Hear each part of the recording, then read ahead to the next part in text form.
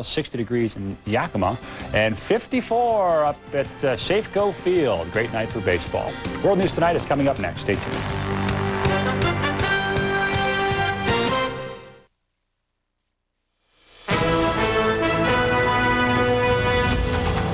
On World News Tonight, there are 3 more cases of anthrax today, and the FBI thinks it has an important clue in one of them.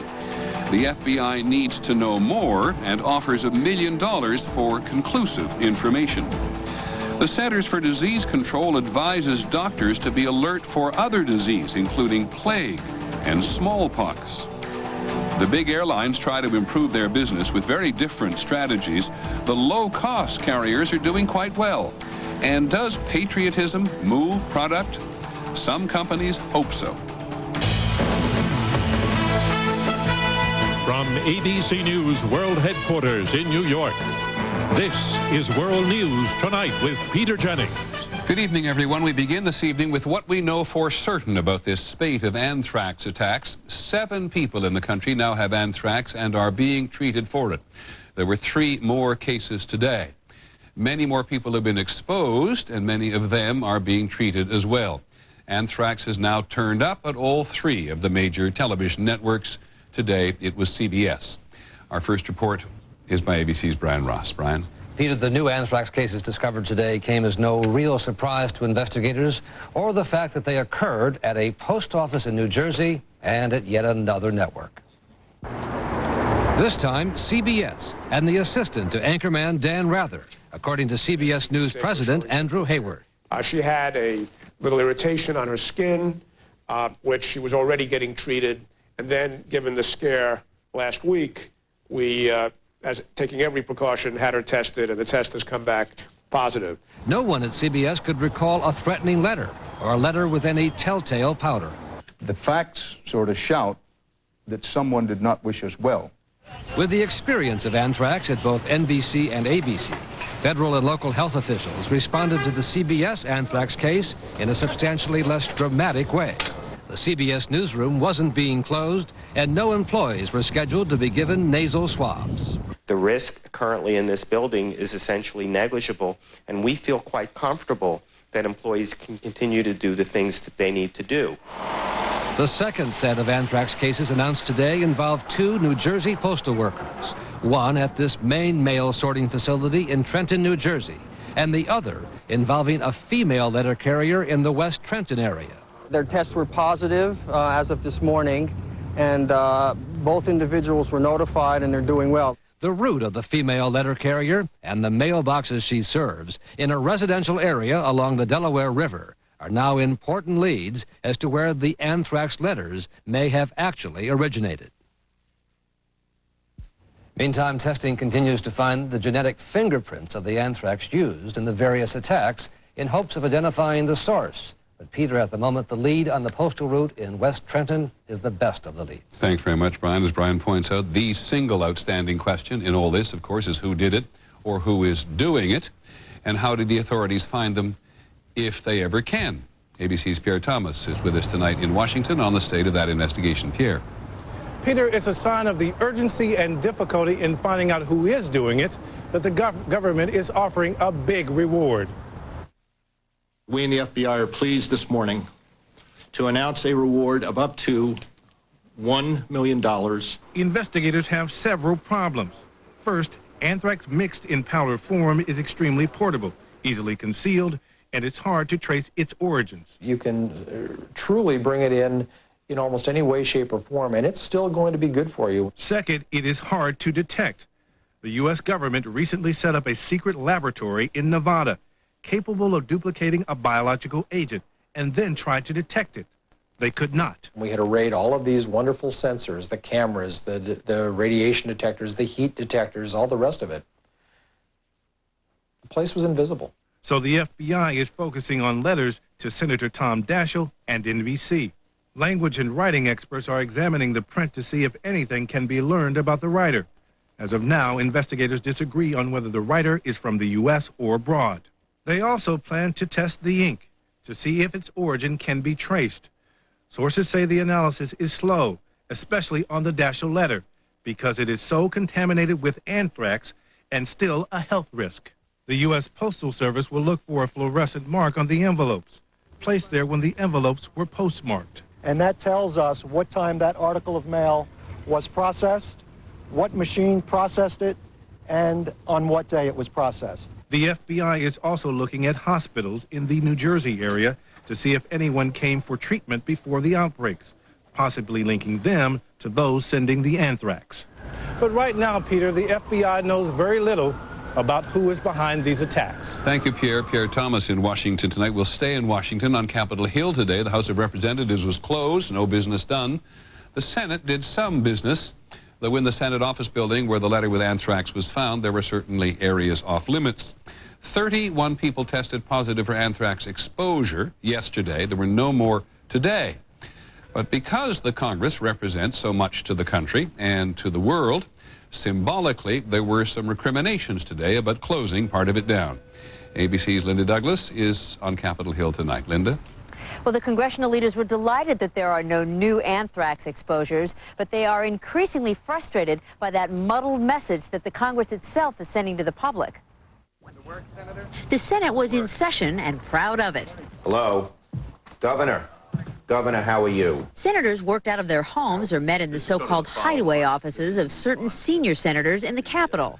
The Judiciary Committee squeezed into a makeshift hearing room to argue about Bush nominees for judgeships. Most senators thought the House sent the wrong message by leaving town. We want to position ourselves as, I think examples of strength. House leaders fumed at the criticism, suggesting it was the Senate that may have acted irresponsibly by refusing to leave. What message would it send to the terrorists if we stupidly put people back in harm's way to be infected by anthrax? But health experts insisted today that initial tests show almost all of the Capitol is anthrax-free. So why did House leaders close down the House? Good question. I don't have an answer for that at this time. But today, the Defense Department told House members that there was enough anthrax in the Daschle letter to infect all of the 2,000 people who work in that Senate office building if it was dispersed. So, Peter, each House believes that it made the right decision. Thanks very much, Linda. Linda Douglas on Capitol Hill tonight. So many people still have questions about anthrax. Later this evening on Prime Time, they will try to answer some of them. That is at 10 o'clock Eastern Time. Here in New York today, under enormously heavy security, 4 men were sentenced to life in prison without parole for bombing U.S. embassies in Africa 3 years ago. The 4 men came individually from Jordan, Tanzania, Saudi Arabia, and 1 American was born in Lebanon. 231 people died on that day. Prosecutors said in the case that the men had worked for Osama bin Laden's network called Al-Qaeda. Here in New York today, Vice President Dick Cheney toured the ruins of the World Trade Center surrounded by a sizable security force. He has not been very visible since September the 11th, as you know, largely, the White House tells us, because of security concerns. Mr. Cheney, who's seen quite a lot in his long career, said he is trying to think of anything he has ever seen that rivals this devastation. Now, in the war in Afghanistan today, Taliban defections, some of them anyway, civilian casualties, and simple frustration. ABC's David Wright reports tonight from the front line, which is not far north of Kabul. On the southern front today, General Baba Jan of the Northern Alliance pointed out the places on the ridge he wishes the U.S. would bomb. Over there, he said, is one of the largest Taliban bases. There are no civilians there. For nearly 2 weeks, the general and his forces have been hoping the bombs would fall on the Taliban lines. But most of the U.S. raids have been focused elsewhere, and there have been and continue to be misfires. Today, for the 9th time, American bombs hit residential areas in Kabul. At least 14 people were killed, including 5 members of one family. The Northern Alliance continues to report widespread defections from the Taliban ranks, and while it's impossible to confirm the numbers, it may be true. These are Taliban soldiers who crossed over just yesterday. and they say there are hundreds more waiting to cross. The front lines are far apart, said one defector, and it is dangerous to cross. But these are low-level soldiers. So far, no senior Taliban officials have been known to switch sides in this war. It may seem strange, but defection is not always dishonorable in Afghanistan. There's a long tradition of people switching sides to join the winner.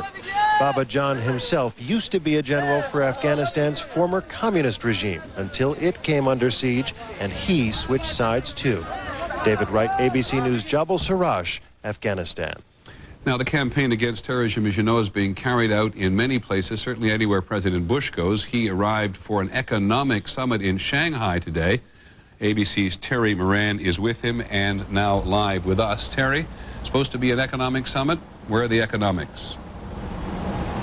Well, they are definitely taking a back seat here, Peter. Terrorism overshadowing this trade summit, and that's unusual. APEC, which this summit is, has long been resolutely non-political, a reflection of the diversity of nations here, but all that has changed. One administration official saying this is a test for APEC, and that test, in what the administration knows, is the first major gathering of world leaders since September 11th, will come in the form of a declaration against terrorism that the summit will release at the end of the weekend. That will broadly condemn the terrorist attacks of September 11th and pledge broad cooperation against terrorism. What it will not contain, Peter, is any explicit approval of the U.S. actions in Afghanistan. That's because two Muslim nations, Indonesia and Malaysia, have objected. Administration officials say they put unanimity above everything else. Many thanks, Terry. Terry Moran in Shanghai with the president. A fuller report tomorrow.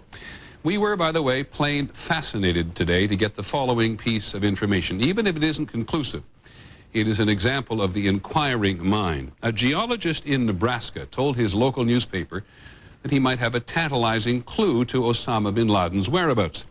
Jack Schroeder spent time in Afghanistan during the 1970s creating an atlas of the country. And he says those rocks which you see behind bin Laden in his recent videotaped appearance are only found in two southeastern provinces of Afghanistan. Mr. Schroeder said that made sense because the region is full of caves in which Osama bin Laden might hide. Now, there was a surge of violence in the Palestinian territories today. 6 Palestinians and an Israeli were killed. And today there was also a stunning declaration from the Israeli government, a threat to bring down the Palestinian Authority led by Yasser Arafat. This has to do with the assassination yesterday of a member of the Israeli cabinet, which a Palestinian group said was a retaliation for killing its leader. ABC's Gillian Findlay briefs us from Jerusalem. Peter, there are senior Israeli officials tonight saying that if Yasser Arafat does not turn over those responsible for yesterday's assassination, he and his Palestinian Authority should be destroyed. Even the Prime Minister was quoted today as saying that as far as he's concerned, the era of Arafat is over. Now, the Israelis are going out of their way to compare this to what is happening in Afghanistan. They say the Palestinian Authority, like the Taliban, harbors terrorists. For their part, the Palestinians say they have started making some arrests, but no Palestinian will be handed over to Israel. And some Palestinian ministers tell us they have been told to take precautions. Peter? Thanks, Gillian. Gillian Findlay in Jerusalem. When we come back this evening, we'll take a closer look at the ferocious disease that people didn't think they had to fear anymore. And then we'll get to United Airlines, which warns that it could be about to go bankrupt. So why are smaller airlines doing better? And are some people using patriotism as a marketing tool? This is World News Tonight with Peter Jennings. Brought to you by new Pepcid Complete.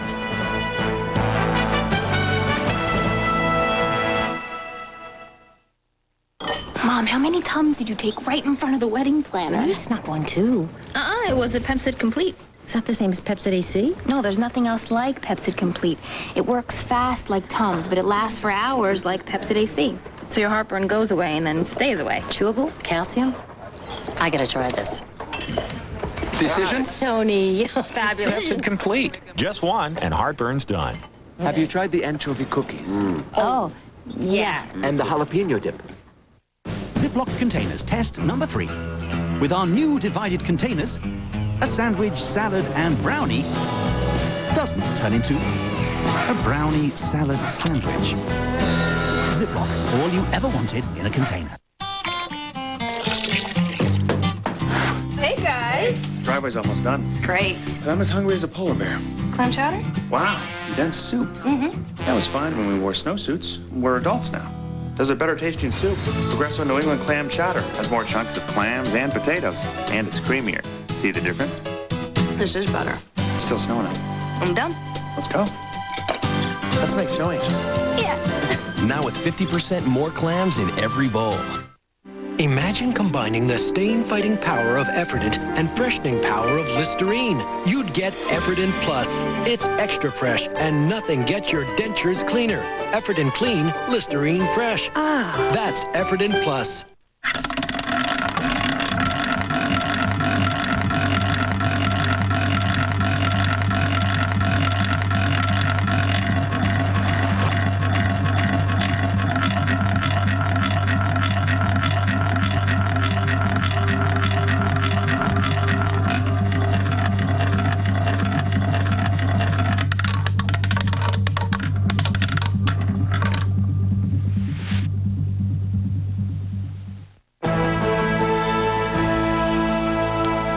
We are going to take a closer look tonight at smallpox. Yes, we know all the nation needs is another scare, and that is clearly not anyone's intention. But today, the Centers for Disease Control warn doctors to watch out for smallpox as well as plague and several other dangerous agents. But it is smallpox that has the government's attention. There are serious discussions about buying 300 million doses of smallpox vaccine, even though the world had virtually wiped out smallpox 20 years ago. Here's ABC's Ned Potter. Smallpox is the disease science had beaten. Only 2 labs in the world, one at the Centers for Disease Control and a second in Russia, are even known to have samples of the virus. But in today's changed world, public health officials know they have to do something. This is one of those low probability, high consequence events that we simply cannot afford to ignore. The scary thing about smallpox is that, unlike anthrax, it is very contagious. Doctors believe one infected person could infect 10 to 20 others unless he or she is isolated. Smallpox can spread quickly and, except for supportive measures, is not treatable. There hasn't been a single smallpox death on Earth since 1977. That's because a worldwide vaccination campaign was so effective. But security people worry that supplies of the virus still exist, perhaps in Iraq or North Korea, or among Russian scientists willing to sell it at the right price. So what do we do now? Vaccinations in America stopped about 30 years ago, and the benefits of a vaccine wear off after about 10 years. Do we start vaccinating Americans all over again? The quick answer is no. The vaccine can sometimes have deadly side effects. But it could be very effective if people get it right after an attack. And that's why the administration is planning to build up emergency supplies. Hours make an enormous difference between being able to stop an epidemic before it gets out of hand or for that epidemic to spread like wildfire across the country. Doctors say there's reason to be confident that smallpox is extremely hard to get. But if the wrong person does get it, we must be better prepared. Ned Potter, ABC News, New York. When we come back, the airlines and the economy and what to do next.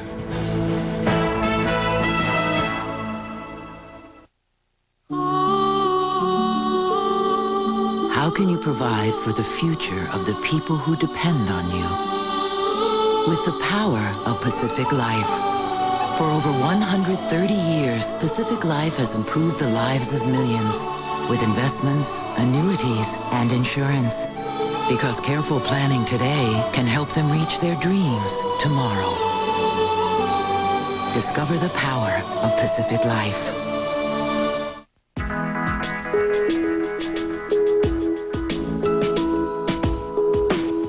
Glade Candle Scents. Created by nature. Captured by Glade.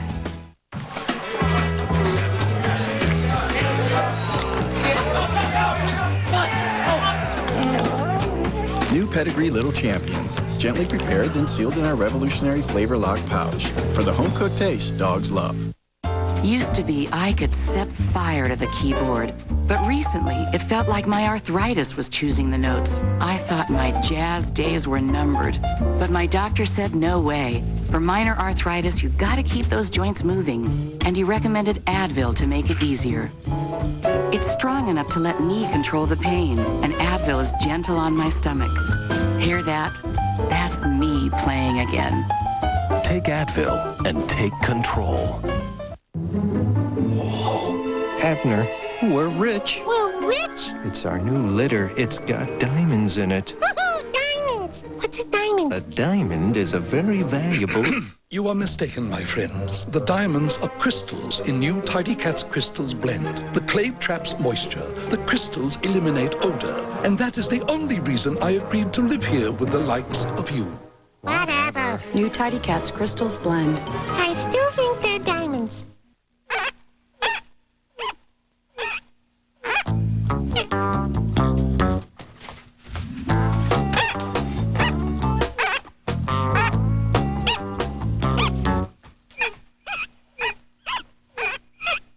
Ocean Spray is fortified with as much vitamin C as orange juice, so it's good for your whole body. Just leave the juicing to us. Ocean Spray. Crave the wave. The country's second largest airline, United, told the government today that it was in danger of going bankrupt, which is a serious matter, whatever the reason. Whatever the reasons, many of the country's airlines are struggling at the moment, and some others are making money. Here's ABC's Lisa Stark. Just weeks after Congress promised the airlines a multi-billion-dollar bailout, ABC News has learned about part of United's plan to return to profitability. According to a note from a company vice president, the airline will cut flights until we start becoming full and then start raising the fares on passengers.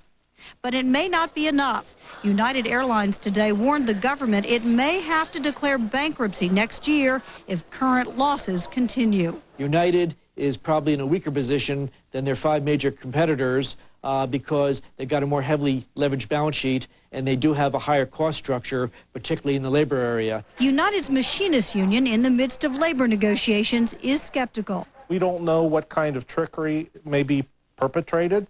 It may be perfectly legit. That's fine. If it is, we'll deal with it. Let us see the books. Overall, the industry remains in a slump. Planes are only 62% full. Revenues down about 40%. Still, some carriers are holding their own.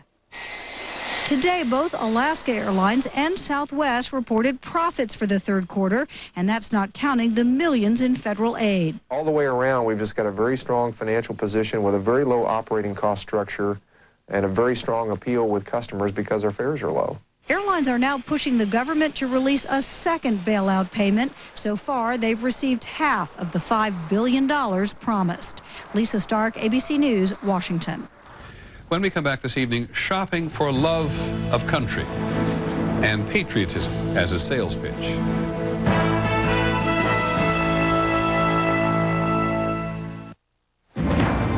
I'm every man. And every woman who ever suffered from frequent, persistent heartburn. If you've treated your heartburn and changed your diet, but it comes back 2 or more days a week, then you may know about the burning pain of acid reflux disease. But there's something about acid reflux that I didn't know. Over time, that acid churning up can wear away the lining of your esophagus.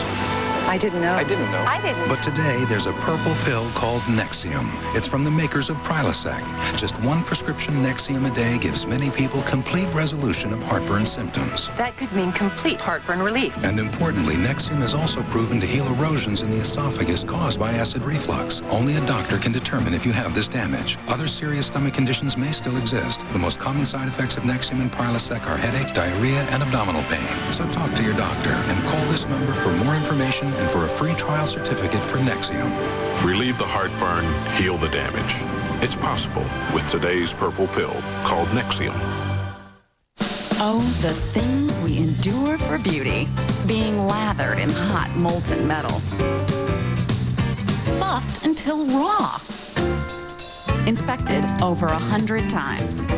But that's what it takes to be a Delta faucet. Every Delta is carefully crafted and meticulously refined to be beautiful inside and out. Isn't it worth it? Delta. Beautifully engineered. Gotta go, gotta go, gotta go right now. Gotta go, gotta go, gotta go. Gotta go, gotta go, gotta go right now. Gotta go, gotta go, gotta go. I have to go now. If an overactive bladder makes you go and go and go, go to your doctor and ask about Detrol LA. Gotta go, gotta go, gotta go. Just one daily dose works for 24 hours to help control bladder contractions and reduces accidents and bathroom visits. You need a break? Not right now.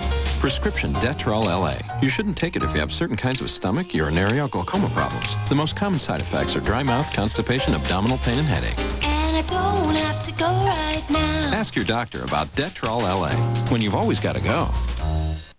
29, 30. 30. Now at Red Lobster, you can get 30 mouth-watering shrimp for just $9.99. Red Lobster, go overboard. I'm Paul Lindman. Coming up next on K2 News, she sent an anthrax hoax through the mail and got caught. Tonight, her neighbors say they didn't have a clue. The Center for Disease Control tells doctors to look out for biological agents even more deadly than anthrax. And some local businesses angry about higher energy prices, angry enough to talk about leaving the Northwest. Next on K2. So many Americans living so far from the terror and still feeling so much anxiety. The war against fear in small-town America, tomorrow on World News Tonight.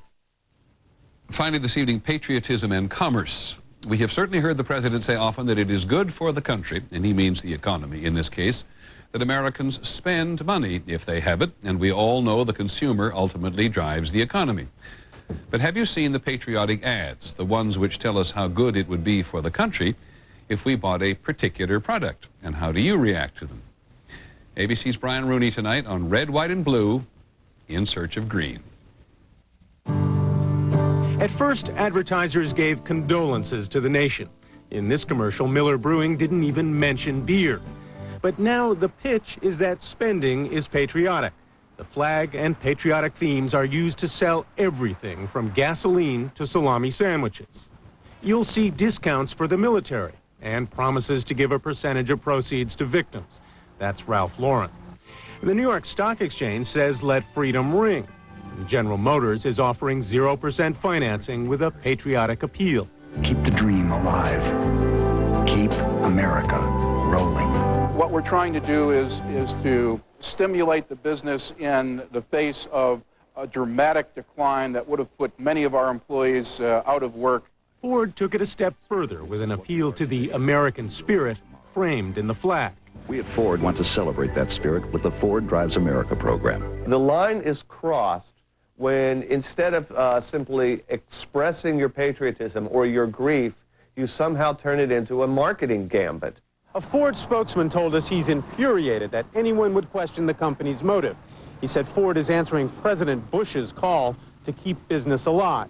Can Americans be convinced to shop their way out of crisis? Economist Robert Reich calls this market patriotism and doubts it will work. Usually we equate patriotism with sacrifice. We don't equate patriotism with going on a binge. But business is trying desperately to connect with the feelings of Americans and their money. The entire American Freedom Collection for just $14.99. Call now.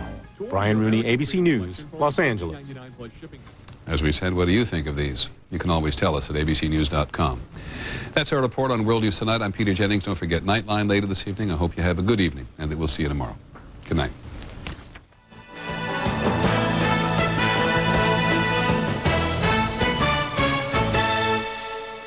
What should you do first in a terrorist attack? And what shouldn't you do? Finally, vital new information every family needs to know right now. Tonight, this is no Hollywood ER. This is real. Surviving terror. An important primetime tonight.